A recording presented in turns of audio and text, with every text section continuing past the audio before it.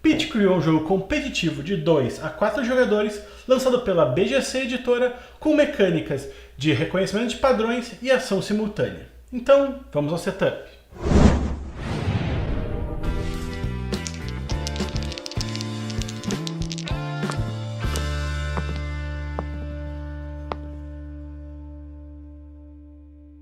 Coloque o tabuleiro no centro da mesa, junto dos carrinhos de cada um dos jogadores no espaço 0 do tabuleiro. Também coloque as bandeiras de ouro, prata e bronze ao alcance de todos os jogadores, deixando sempre uma a menos do que o número de jogadores. Com 4 a gente usa todas as 3, com 3 a gente usa 2 e com 2 a gente só usa uma das bandeirinhas. Depois a gente baralha o baralho de super incidentes e seleciona aleatoriamente um deles para a partida, junto de mais 4 incidentes aleatórios, formando os 5 rodadas do jogo. As outras cartas não utilizadas voltam para a caixa do jogo. Em seguida a gente separa as cartas de pneu, motor, gasolina e aerofólio ao alcance de todos os jogadores. E cada jogador também recebe um tabuleirinho da cor da sua preferência e compra daqueles baralhos cartas respectivas aos símbolos nos espaços do teu tabuleiro. E no centro da mesa coloque as peças coringa representadas pela chave de fenda e também as peças de troféu que são selecionadas aleatoriamente 5 para participarem dessa partida. Em seguida separe todas as outras peças de componente divididas igualmente dos dois lados da mesa ao alcance de todos os jogadores. Feito o setup, os jogadores podem começar a partida. Pitch criou um jogo de ação simultânea, onde os jogadores estão tentando marcar a maior quantidade de pontos possível em 5 rodadas. Cada rodada é dividida em 5 partes. Abrir a carta de incidente, resolver os seus problemas, checar se está tudo certo, depois somar os pontos e, por último, preparar para a nova partida. Então, vamos ver cada uma dessas etapas. A primeira etapa é de abrir uma carta de incidente. Nas 4 primeiras rodadas são uma carta de incidente normal e na última uma carta de super incidente. As cartas de incidente têm 3 tipos: as cartas de todos os jogadores, as cartas que diferenciam as tarefas do líder e as cartas que diferenciam as tarefas do último colocado. O líder é o jogador que está atualmente com mais pontos e o último colocado é o jogador que está atualmente com menos pontos. Em caso de empate, todos empatados naquela posição são considerados tanto o líder quanto o último colocado. Além disso, nas cartas na parte de baixo vão sempre indicar o que deve ser consertado nessa rodada. Nesse caso aqui, 4 rodas e a gasolina, 3 rodas o aerofólio e o motor, 2 rodas e aerofólio e assim por diante. A segunda etapa é a etapa de reparar o seu carro. Todos os jogadores vão ficar prontos e depois alguém vai dizer já. E com isso os jogadores vão virar as cartas que estão representadas na carta de incidente para tentar reparar elas. Cada parte do carro necessita de um tipo de reparo diferente. Primeiro, nas rodas. A roda são sempre 2 números e o jogador tem que posicionar no meio um número que seja a soma ou a subtração desses 2 números. Ou seja, eu poderia botar uma roda de número 7 aqui para resolver essa roda, ou então uma roda de número 1. Vale lembrar que os jogadores também podem utilizar a ficha de número 0 como se fosse um 10. Os aerofólios funcionam da mesma maneira. Eles têm 2 números e o jogador vai utilizar 2 peças para representar a soma ou a subtração dele.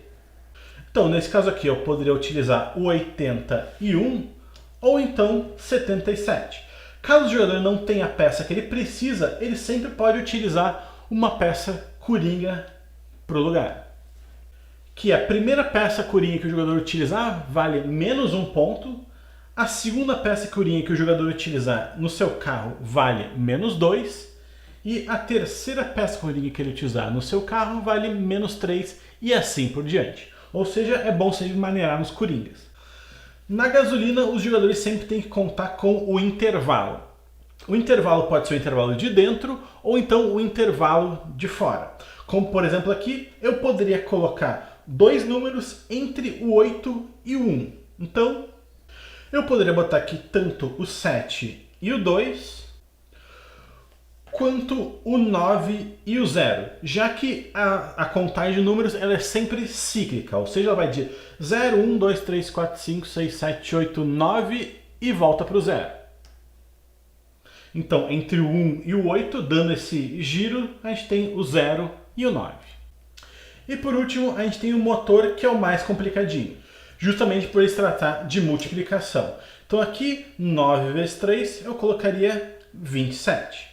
Caso os jogadores estejam jogando com crianças muito pequenas, eles podem simplesmente ignorar as cartas de motor, retirando-las do jogo, assim como também retirando qualquer carta de incidente que tenha a arte do motor. Então, depois que o jogador resolveu todos os problemas que estão descritos na carta do incidente, ele tem duas escolhas.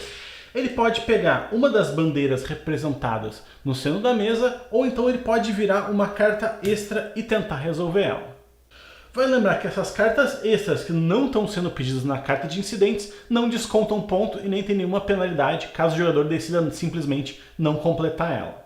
Assim que o último marcador de bandeira for pego do centro da mesa, acaba a fase de conserto e a gente vai para a checagem se todo mundo respondeu certinho.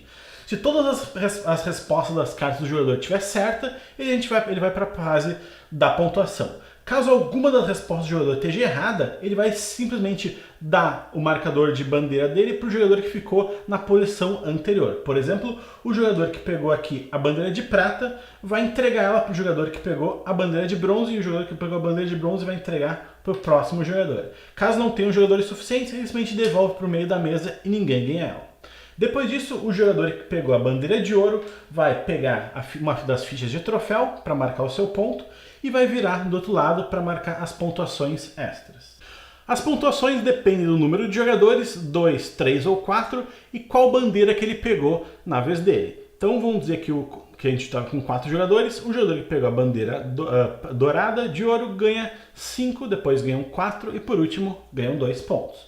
Esses jogadores vão andar aqui no tabuleiro. Além disso, conforme os jogadores completaram coisas no seu tabuleiro, eles também vão ganhar pontos. Cada roda que eles completaram consertada vale mais um ponto, que eles vão mover no tabuleiro de pontuação.